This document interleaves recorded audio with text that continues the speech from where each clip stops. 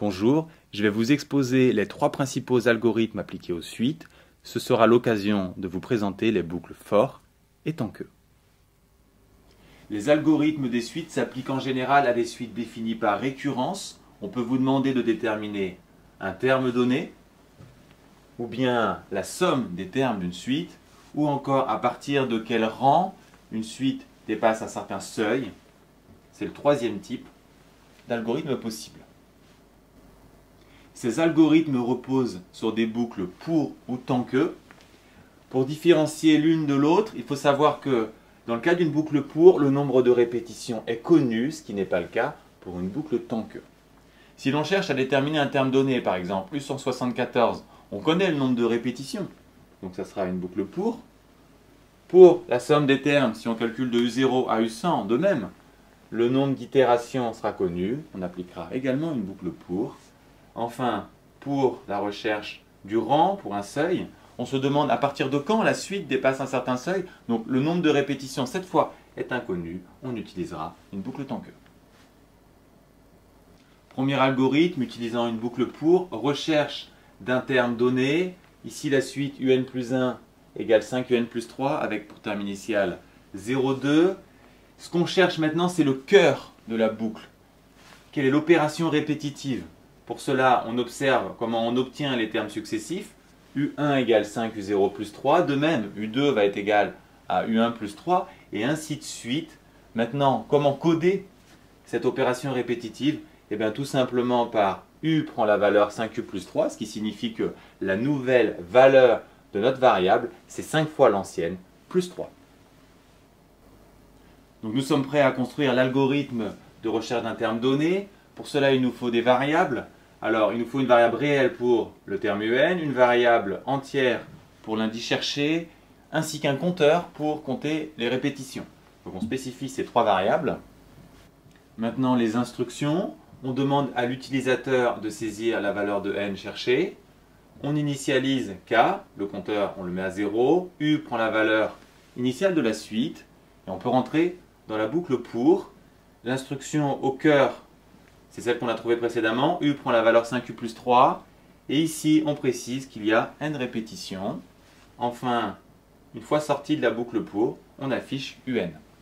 Notez bien que si vous aviez demandé l'affichage de U à l'intérieur de la boucle, vous auriez affiché progressivement tous les termes successifs. En voici la traduction sur votre calculatrice. Notez bien la syntaxe de la boucle pour.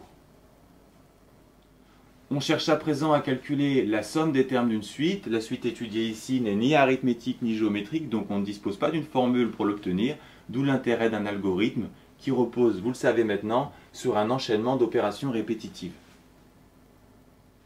Pour trouver ces opérations, il suffit d'observer comment se construit cette somme. Au début, elle vaut U0, puis elle vaut U0 plus U1, puis U0 plus U1 plus U2, et ainsi de suite. Il nous faut une variable S, un espace de stockage, qui au départ vaut U0, puis ensuite on va calculer U1, puis l'ajouter, puis calculer U2, puis l'ajouter, et ainsi de suite. En résumé, il faut donc calculer les termes et les ajouter dans une variable de stockage. La variable de stockage, on l'appelle S. Les nouveaux termes, on les obtient comme précédemment avec la définition par récurrence. Enfin, la somme prend l'ancienne valeur de la somme plus le nouveau terme.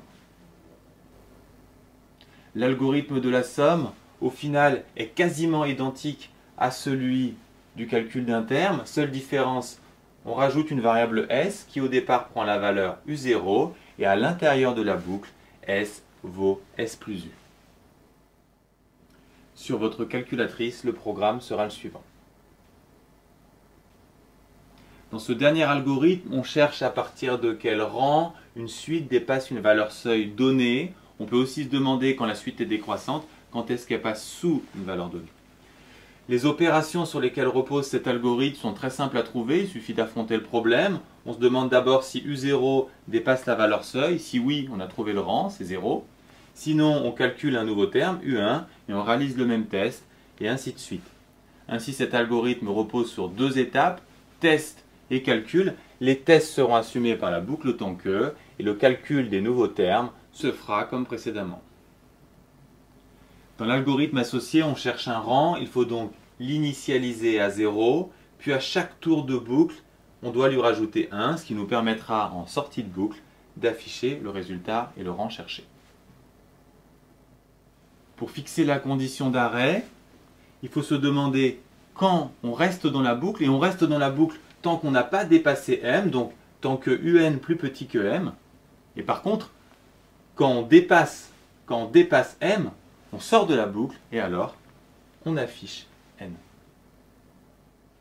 Deux remarques, quand vous avez une boucle tant que ou une boucle for, pensez toujours à tester votre programme à la main afin de vérifier que vous ne vous êtes pas arrêté un cran trop tôt ou un cran trop tard, ce qui est une erreur classique qui peut arriver même à des programmeurs expérimentés. Enfin, notez bien que les trois algorithmes que nous avons vus ne s'appliquent pas seulement à cette suite, mais à n'importe quelle suite définie par récurrence. Pour les adapter, vous changez le terme initial ici et la définition par récurrence là. Le code sera le suivant sur votre calculatrice.